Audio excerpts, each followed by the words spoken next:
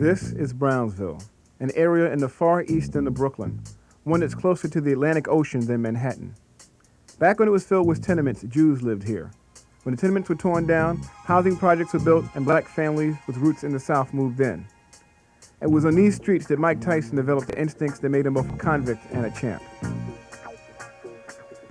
How you doing? My name is Nelson George, and I grew up in Brownsville as well. Coming up here in the 60s and into the mid-70s, it was really a nice place to grow up for me. I mean, we played stickball all day. We played basketball at night by street lamp. There should be a lot of house parties. You know, you might pay 25 cents to get in. There'd be a red light. If you saw the right girl and she kind of liked you, you had a slow dance off a Delphonics record or Adele's record. And I also saw the other side. I saw cops taking payoffs. They'd be driving out in a police cruiser and pick up a brown paper bag, you know, drug money. Same time, you saw heroin flooding our streets and guys who took a sip of wine or smoked a little herb, turning into junkies and hanging out in the corner like zombies. Sociologists, a lot of journalists used to say that Brownsville was a ghetto, it's a slum. But for me, it was always just my old neighborhood. I guess it's just, you know, kind of a matter of where you look at it from.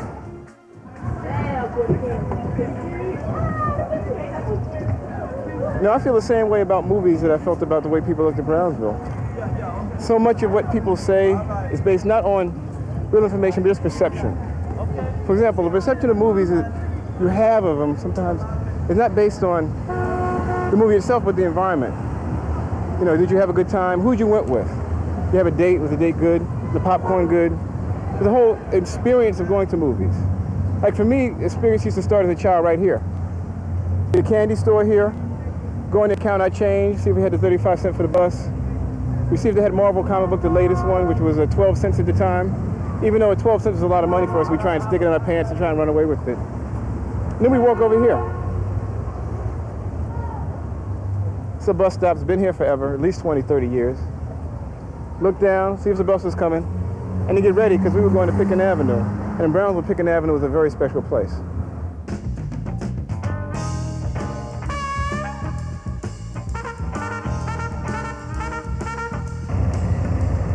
When I grew up here, this neighborhood was predominantly, especially Pitkin Avenue, predominantly Jewish and Italian merchants. When heroin came in the 60s, it really scared everyone away, and for a long time this was a very abandoned strip of land. But with the incoming of Caribbean and Hispanic immigrants, the area's really had a real revival.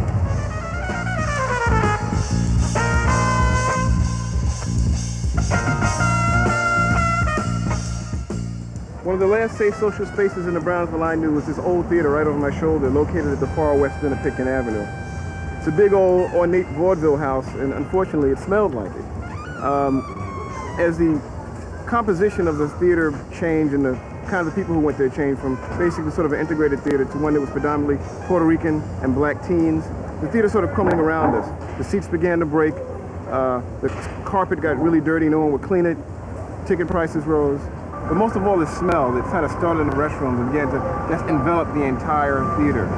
As a reflection of the fact that the management didn't care about us, reflecting the fact that they didn't care about the fact that we needed to be entertained in a nice and clean environment, it reminds me of everything that happened bad here on Pitkin Avenue. I saw a lot of movies at this theater behind me, but the one that really sticks in my mind is Zulu. It came out in 1963. Time magazine wrote about it. Zulu's bloodbath refreshes the spirit with a straightforward celebration of valor, tenacity, and honor among men. When you see the film, you realize they meant just white men. South Rampart at 100 yards. Volley fire. Present.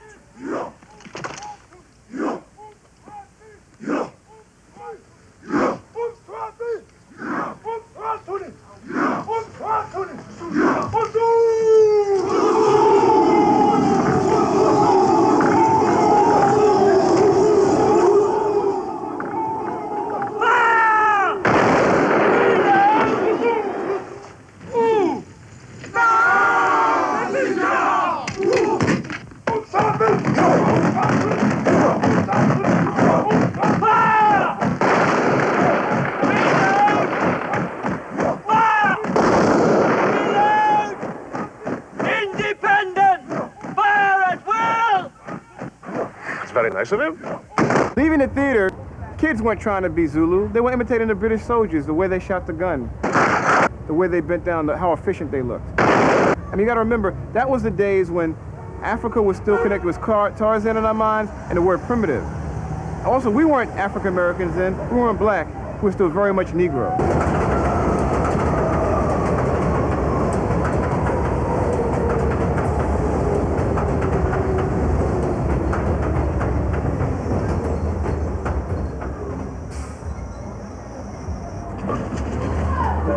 When I was a teenager in the 70s, it was a weekend ritual to get on the Iron Horse at Rockaway Avenue and go to Times Square. Especially 42nd Street, which we called the Deuce. It's a place to play pinball, ogle young ladies, and peep into porno palaces. It's a place of dingy fantasy where old movie houses like the Harris, the Selwyn, the Amsterdam, and so many others were our popcorn-filled playgrounds.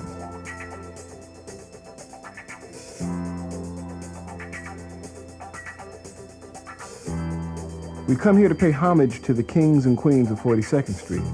Bruce Lee and Richard Roundtree, Charles Bronson and Clint Eastwood, Pam Grier and Tamara Dobson, Jim Brown, and of course, Fred the Hammer Williamson. I had a lot of memorable experiences here on the Deuce, but one that really sticks in my mind happened when I was in college. I was reviewing movies for the Amsterdam News, a black newspaper. I was asked to review a Richard Pryor movie named Which Way Is Up. I first saw the movie right here in the screening room upstairs. I was the only black critic in the room, and I was laughing my ass off. Unfortunately, I was the only person laughing my ass off. It was really silent in there except for me. It was one of those moments where you really question your judgment. Here's all those movie pros in the room. I'm a rookie critic. They're not laughing, and I am. Annie Mae, reach up under the sink there and give me that big skillet. I hope that rice is cooking. Is that somebody at the window? I don't know.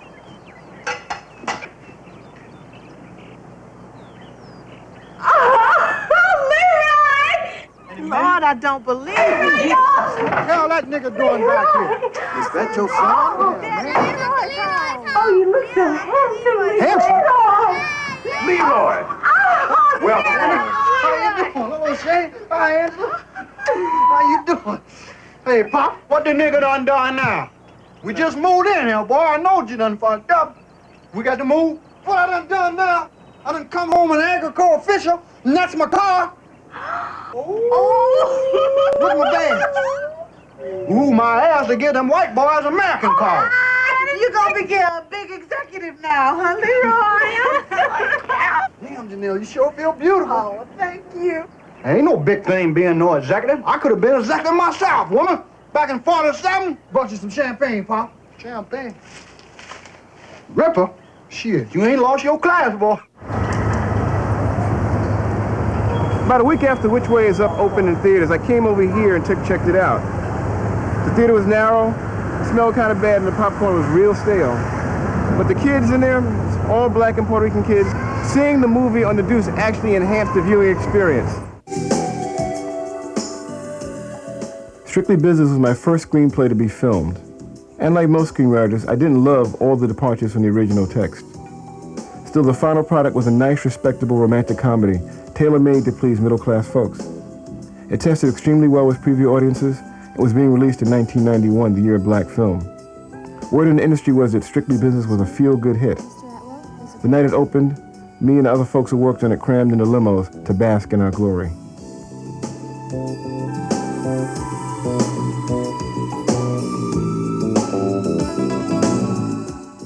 I came here to talk to you for a reason. What now?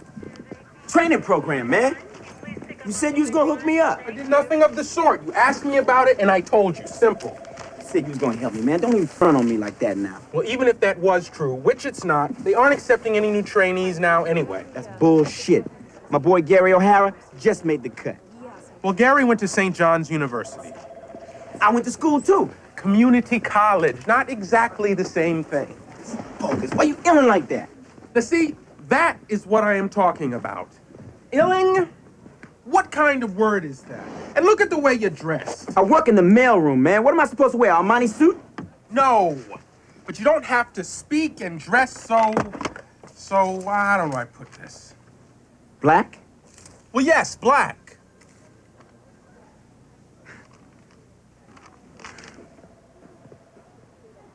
You know what, G? You are straight up whiter than the whitest white man. Thought there was a little bit of black under that tied blue suit you got on. Let's see what time it is with you now. Thanks for nothing, Mr. Tinsdale. Well, the night this Strictly Business opened up here at the United Artists Theater, I got introduced to a sad new sound. The sound of my dialogue echoing off empty seats. I ended the evening right about here in a limousine, horizontal champagne bottle, drowning my sorrows away. They say that failure is good for the soul. Will you consider me cleansed? Thankfully, Broadway can be very forgiving. I mean, after experiencing failure over here at United Artists, went right down Broadway, over to the National Theater, where I was treated very well, and so was a movie I worked on called CB4. Oh, right, that was a brand new single from Cell Block 4, CB4, for those who know from the album, Straight Out of Low Cash. All right, now why don't y'all holler at my WWWW listeners? Give them a holler. Yo, what's up to the hardcore? Peace to all the Nubians filled with a new black consciousness. Yeah, the darker the berry, the sweeter the juice. Hey, fellas, you know I'm loving this. Why don't we go to the phone lines and talk to some of these brothers and let them get to know you straight up and personal. Hey, we got Susan. Hey, Susan from Gardena. Susan, why don't you holler at CB4? This question is for Dad and Mike. I was wondering, I was reading a Right On magazine. Your birthday's coming up, and I was wondering, what's your favorite dessert food? Sister, my sister, it is uplifting to know that a sister such as yourself still takes pride in her race. It's ice cream. Did you know a black man invented ice cream? Nah. Now, how the hell a black man gonna invent ice cream in hot-ass Africa? It was really a great night, that Friday night CB4 opened. I mean, the theater was packed, mostly black and Latino kids. And they loved the movie. They punched the air, they gave high fives. It's a really gratifying feeling. Reminded me of that night, the fact the day I saw Richard Pryor on 42nd Street and Which Way Is Up. Movies have taken me from Brownsville to Broadway and places beyond like London and Los Angeles. To this day, movies are still one of the great pleasures in my life. You give me some Twizzlers, big bag of popcorn, and I'll always be straight. Anyway, it's Times Square, it's Saturday night. I think you know what I'm about to do. See you at the movies.